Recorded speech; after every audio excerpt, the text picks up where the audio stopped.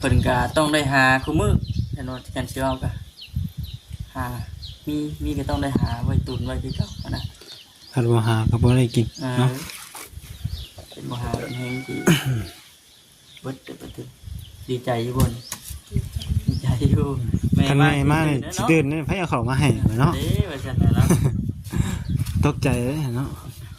เอามีแต่ว่าขอบคุณทางผู้รักผู้ใหญ่เพิ่นเด้อน้องเด้อเนาะ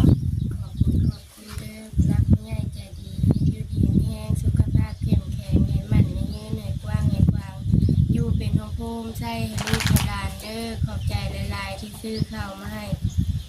ทางเบาคำกับเบาสิอยู่ดีมีแห้งเด้อสาธุเนาะปุงเป็นแล้วแป้งใส่อันนี้นะโอ้แต่ใส่มื้อแรกพุ่นสนิมกินเนาะสนิมกินหักเลยพี่น้องเนาะล็อกบ่ได้ติเนาะที่ว่าการขึ้นเนี่ยการขึ้นเท่าที่เป็นลองตัวนี้บอลมีก่อนอยู่วะ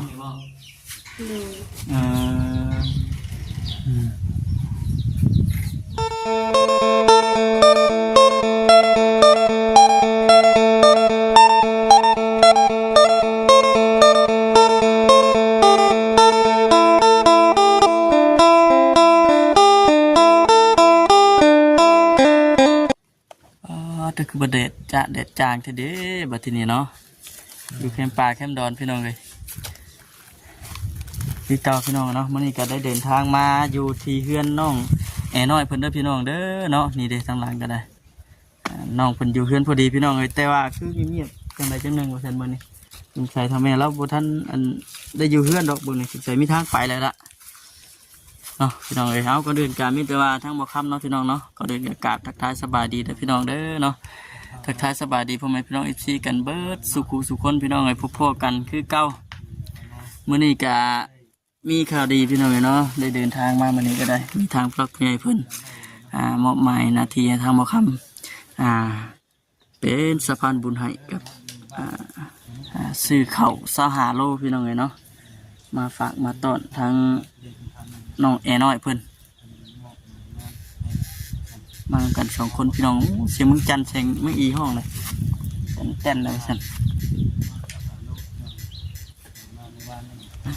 ป้าพี่น้องเนาะจังไรกาก่อนอื่นกันทั้งบ่คำก็ขอบคุณหลายๆเด้อเนาะทางผู้รักผู้ใหญ่ที่มีน้ำจิตน้ำใจเพื่อแพ่เนาะซื้อข้าวมาให้กับครอบครัวของน้องแอน้อยเพิ่นเมื่อวานนี่ก็เห็นข่าวเพิ่นยังบ่หลายปานใดพี่น้องเนาะยังได้อยู่ประมาณ3 มื้อนี่แหละเอาจังไรก็มีแต่ว่าขอให้อยู่ดีมีแรงเด้อเนาะคนเจ็บจะได้ความไข้อย่ามีไปใส่มาใส่ก็ขอให้ตลอดปลอดภัยเด้อเนาะคุณพระคุณเจ้าคุ้มครองไปน้องเอ้ยบัดที่นี่หมดเอา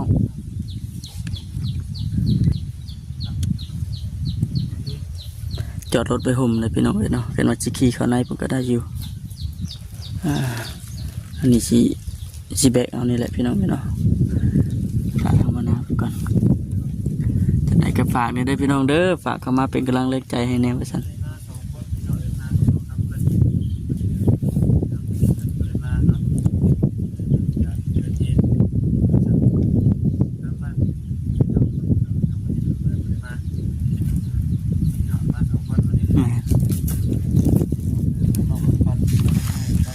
สบายดีเด้อไปเข้าไปในก่อนบ่แล้วจังออกมาเนาะได้เจออะไรนะเข้าไปได้สิไงเข้าไปเลยเดี๋ยวเข้าไปได้เลยใช่โอ้โหเนาะเด็ดใช่เนาะเด็ดได้อยู่พี่น้องเลยเนาะไปนี่แหละพี่น้องเนาะมา2 คนมันเนี่ยกันเลยตัวไก่พอสมควรอยู่นางขี่จักรมาอีกครับระวังเสาขาดได้ป่ะครับไหมน้องพันหุยบ่อยเนาะครับโอ้พี่น้องเลยบุญแค่นี้พี่น้องเลยโถบอกคำเห็นแล้วพี่น้องอยู่พี่น้องเลยเห็นอยู่แน่ไปพี่น้องกันอยู่เนาะเดี๋ยวฮอดเอ้าเลื่อนบ่พี่เสียงเบาแต่มันนี่ติมานั่งที่ก็ได้เด้อน้อง ยังไงอ๋อ เฮ็ดหยังต้มน้ำให้แม่เอาสบายดีเด้อน้องสบายดี ใช้น้องมื้อนี้แม่ไปทางไหนมื้อนี้ ก็แล้วไป เอาไปใส่ ชักยาอย่างนี้แหละ อืม ตะหอกเลยตึกนั่นแหละน้องเอ้ยมื้อนี้กะนี่ผู้ใหญ่เพิ่นซื้อข้าวนี่ได้มาให้สหาโลเป็นข้าวเมื่อวานนี่ก็คือว่ายังน้อยแท้ว่าซั่น แม่น ยังกะว่าสิได้มาอยู่ประมาณ3มื้อบ่3เทื่อ3มื้อ เขาเมื่อวานนี่เนาะมานี่ก็เลย ก็3มาตอนเพิ่นต่างว่ามาเยี่ยมมายามอีกนะพี่น้องเอ้ยเนาะเพราะว่าหลายๆช่องหลายๆทีมงานก็บ่ได้ค่อยเข้ามาปานใดคือแต่ก่อนยังว่าเพื่อนเพิ่นยังบ่ทันแล้วไปกี่เนาะฮอดพุ่นนี่คิดว่ามื้อไผอยู่เพื่อนสิดอก แต่ตัวเขาเล่นเล่น แม่ให้เผาเพื่อนเพิ่นไข้แน่ได้ ตอนนี้ จะเพิ่นไปไกลดีจักจะเนาะ เกี่ยวมาซื้อเที่ยวพี่น้องมื้อนี้เนาะฉะนั้นได้เอาเข้ากลับเด้อบ่เห็นน้องเพิ่น มื้อเราไปแย่ไข่มดแดงบ่ ก็ว่าเราไปชักยาแล้วไปตัวไปจักแล้วเลย อืม ว่าบ่เนาะสิตัวไปแย่ไข่มดแดง เจ้าแม่นจักเนาะอันแยกไข่มดแดงน้ำว่านคือบ่เห็น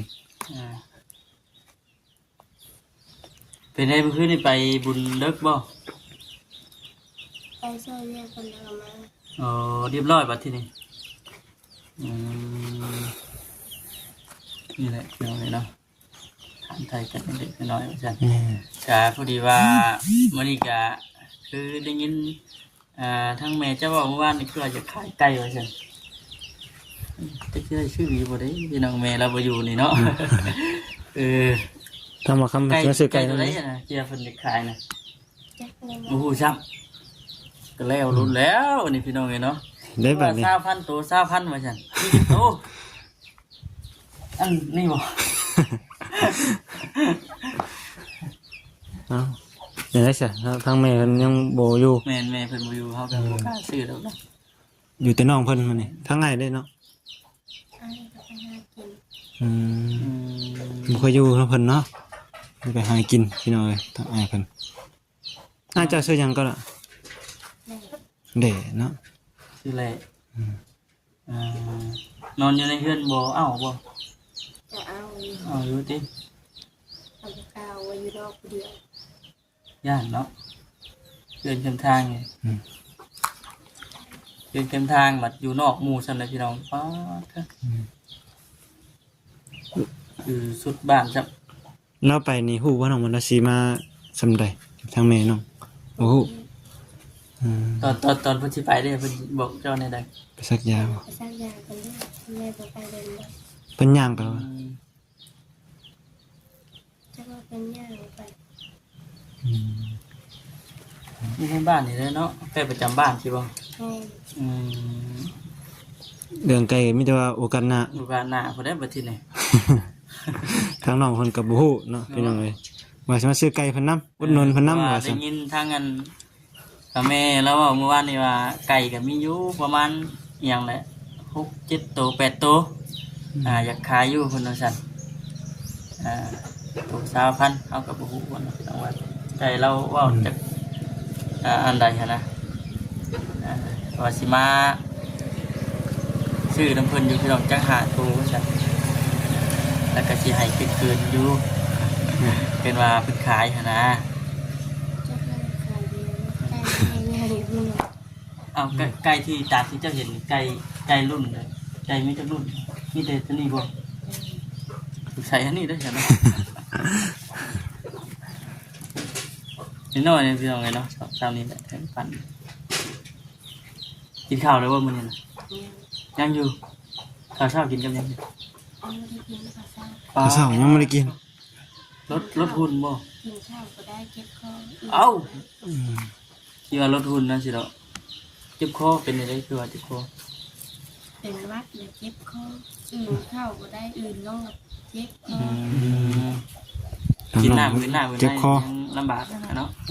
ต้นน้ำห้อนกินนิดหน่อยกินน้ำอุ่น กินน้ำห้อนบีบมะนาวใส่ ใส่มื้อเช้านี่ก็ต้มน้ำเกลือกิน ก็เป็นมื้อเช้านี่บ่น่ะ โดย บัดสิเป็นบ่ยากเนาะเมื่อวานนี้เว้านำกันอยู่ดีๆเพิ่นติไปหาแย่ไข่มดแดงตะพึ่ตะพึ่มดแดงกัดบ่ สิเป็นพี่น้องเนาะแต่ละมื้อแต่ละวันไปดินใส่ก็แค่ว่าหมู่ครูเขาออกมาดินที่บ่มีหมู่ครูอยู่บ่ เขาเอาบ่ลิ้นน้ำที่ ตั้งแต่เราให้คือไปดินนั่นพวกเราชวนไปกินส้มกินนั่นกินนี่เอาแต่เท้าบางเทื่อเขาก็ลงมาเอา จะพาระมัดระวังแน่ไปดินทางใดก็ได้ ไม่ค่อยได้ไปแต่นอกจากมีเรียกอะไร จังว่าจำเป็นเนาะตอนเที่ยงก็ยังไม่ทันได้กินข้าวว่าซั่นเนาะได้ยังไงจะกินเที่ยงมัน ไปที่ซื้อไข่หรือซื้อยังคือ เอา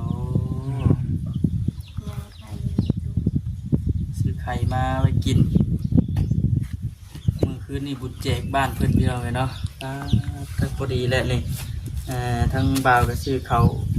มาต้อนแน่ พี่สิได้หลายมื้ออยู่แล้วเนาะ ถึงมันสีนั่นก็พอได้สู้กับร่างไปอีกเนาะ แม่น พอได้ยืดไปอีกพอได้เบาขึ้นหน่อยนึง พอได้เบาขึ้นอีกหน่อยนึงแต่ก็คือเบาแล้วพี่น้องเนาะ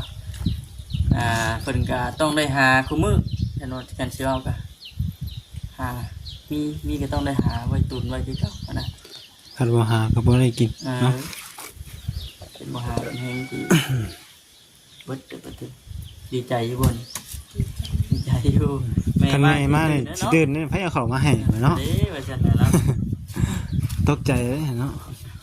เอามีแต่ว่าขอบคุณทางผู้รักผู้ใหญ่เป็นเด้อน้องเด้อเนาะ ขอบคุณเด้อรักง่ายใจดีอยู่ดีมีแรงสุขภาพเข้มแข็งให้มันให้ยืนให้กว้างให้กว้างอยู่เป็นห้องภูมิใจให้ลูกหลานเด้อขอบใจหลายๆที่ซื้อข้าวมาให้ทางเบา เปล่าค เบา คำก็เบาเสียง อยู่ดีมีแห้งเด้อ ำสา สา ธุ ธุ เนาะ เนาะ นี่แหละพี่น้องเนาะแต่บริมาแต่หึงแต่ก็ลืมเลยเนาะลืมชื่อลืมเสียง เป็นเท่าไรปีเลยพี่น้องเลยเนาะช่วงที่ว่าเพิ่นขึ้นเฮือนใหม่บ้านใหม่เฮือนงานเพิ่นก็บ่ได้อยู่บ้านช่วงนั้นหลายคนบ่ หลาน มาขึ้นเฮือนน่ะมีใครแน่จื้อบ่ บ้าง9 คนเลยแหละ อ๋อก็เฉพาะทีมงานนี่บ่หรือว่ารวมกับในบ้านพร้อม ในบ้านพร้อม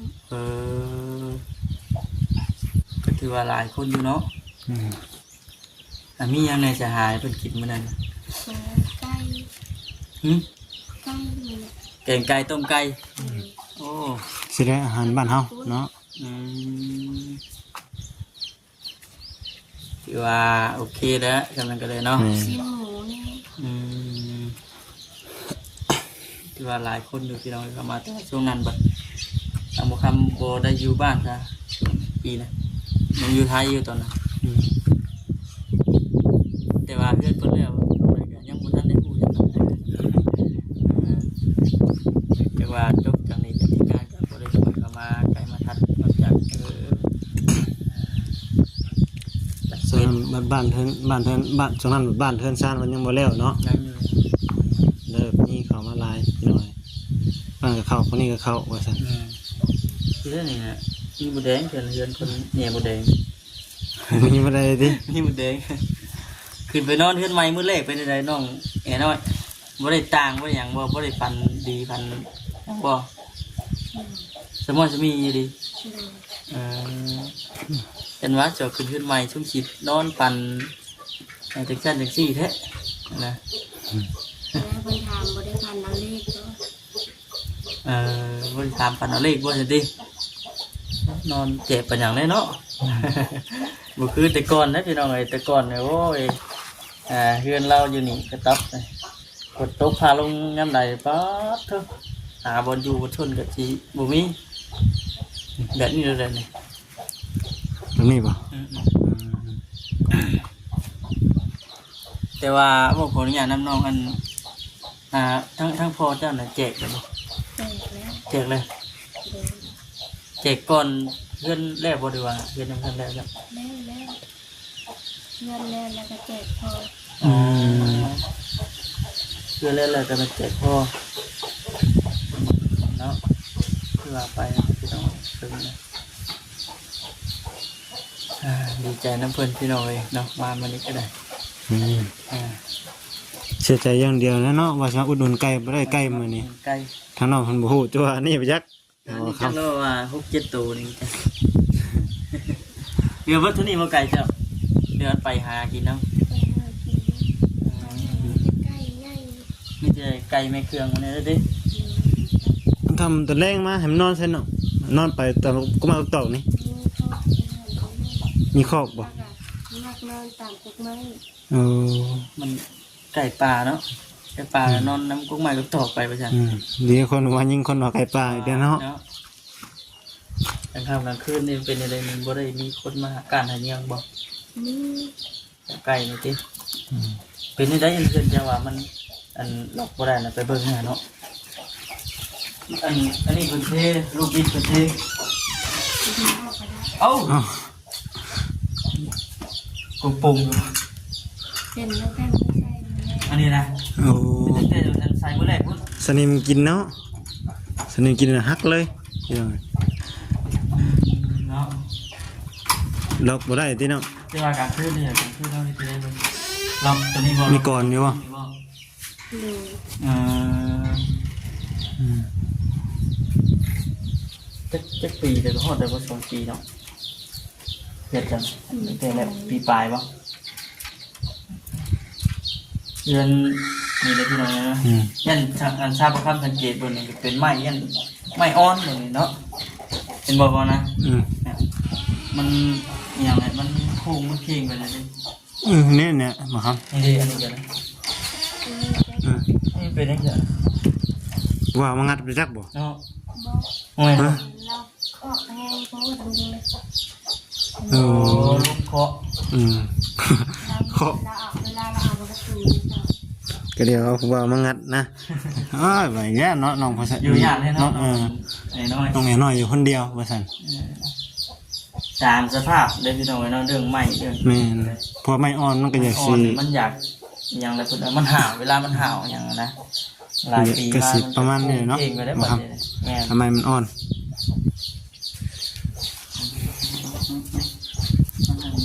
เราไปจะนอนจังพักกันโอ้ยน่ะไปทั้งไดโต้เฮาวันนี้มาสินะ ฮะ ถ้ากันบุกมาทั้งรัฐวันนี้นะ บ่ทางดัดบ่ ทั้งรัฐได้บุกมานี่นะ แต่ถ้าบ่เคยมาจักเทื่อเนาะ เคยมาเที่ยว เห็นมื้อที่เทื่อที่สองนี่ เป็นไงเจ้าเขา เบิ่งดูเขาน่ะเบิ่งบ่ได้เบิ่งซ้ำเนาะจะเบิ่งอยู่บ่ จังโอ้นี่เด้อืม หมดบ่ งามนี่เลย งานอยู่บ่ก็เบิดเท่านี้แหล้วเนาะ ได้อยู่มีพี่น้อยเขาใหม่ จะมาเขาอันเจ้าในคู่มือนี้เป็นได้จ้ะสีมันจะขับบ่หรือว่าเอาไปแง่ไข่มดแดงมากเลยแกไปขายแล้วจังไปซื้อข้าวที่หรือว่าจังไรนะ ขายแล้วก็ไว้ขายแล้วก็พวกไม่เออขายพวกไม่สามอันได้พอเขาดิแต่ละเทื่อซื้อมาแบบได้แม่น ได้3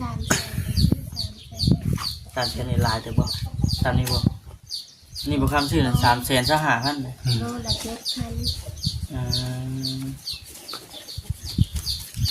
300,000ซะ5,000พี่น้องเลยเนาะ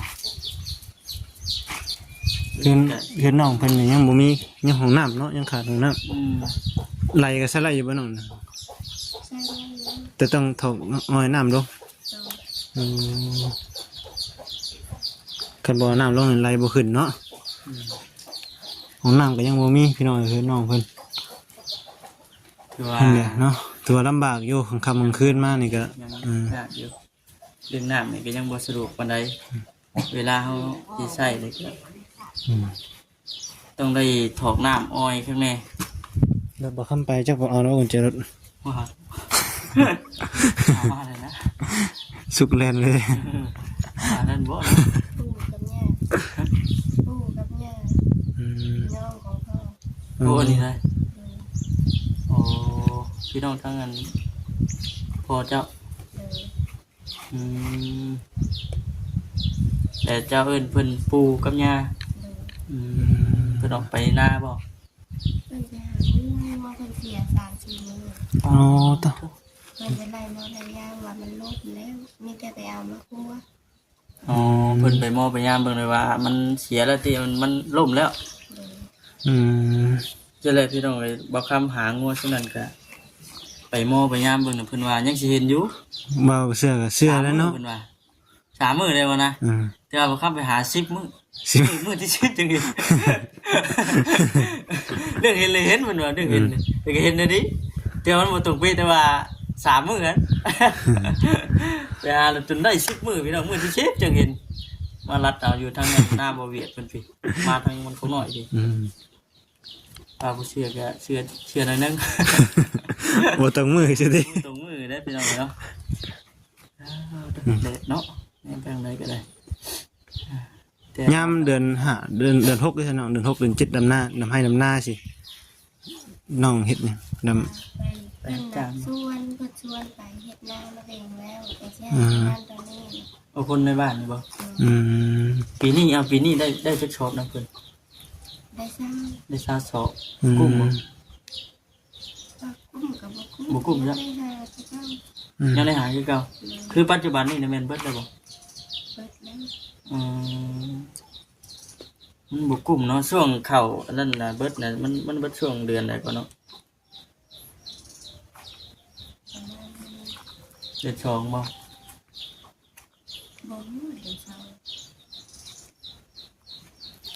เดี๋ยวอุเป็นหยังเนาะดื่มเนี่ยมันดนนะพี่น้องเอ้ย แม่น มีแต่ว่าสู้ๆเนาะ แม่นเอาง่ายๆก็อันแต่ละปีต้อง ได้หา ได้หา ต้องได้หาต้องได้เฮ็ดว่าซั่น ถ้าว่าให้กุ้มบ่กุ้มพี่น้องเราเฉพาะกินซื่อๆนะบ่ได้ขายบ่ได้หยังเฉพาะเอามากินซื่อ แม่นเจ้าก็เฮ็ดหน้าบ่ครับ เฮ็ดอยู่ เฮ็ดบ่ โอ้บ่คำเป็นที่ก็เฮ็ดได้กันได้ อย่าว่าเนาะอย่าว่ารวยอย่าเจ้ารวย เนาะโอ้ยได้บ่ครับรวยน้ำใจ เอาเว้นเด้อพี่น้องเด้อเนาะ